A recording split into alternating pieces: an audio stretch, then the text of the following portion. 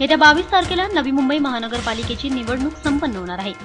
शेतकरी कामगार पक्षाने या निवडणुकीच्या रिंगणात आपले 36 उमेदवार उतरवले आहेत। उमेदवारांच्या प्रचारार्थ गुरुवारी वॉर्ड क्रमांक 70 च्या उमेदवार सुनंदा वाघमारे तसेच वॉर्ड क्रमांक 27 चे उमेदवार नारायण झा यांच्या जनसंपर्क कार्यालयाचे उद्घाटन माननीय विवेक पाटील यांच्या हस्ते संपन्न झाले।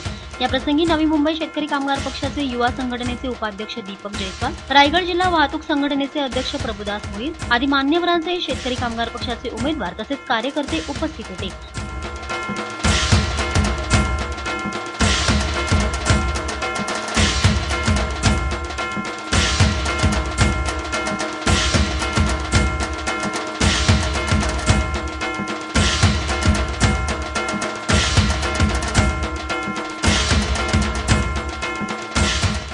या प्रसंगी माननीय विवेक पाटील यांनी उपस्थितांना मार्गदर्शन केले।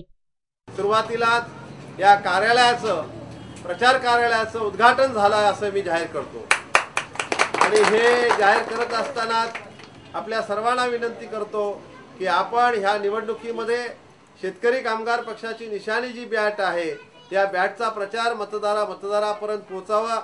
आपण जे ह्या नव्या मुंबईच्या विकासाच्या दृष्टिकोनातनं जो जाहीरनामा आपण प्रसिद्ध केलेला आहे त्याच्यामध्ये 65 पॉइंट्स आपण टाकलेले आहेत।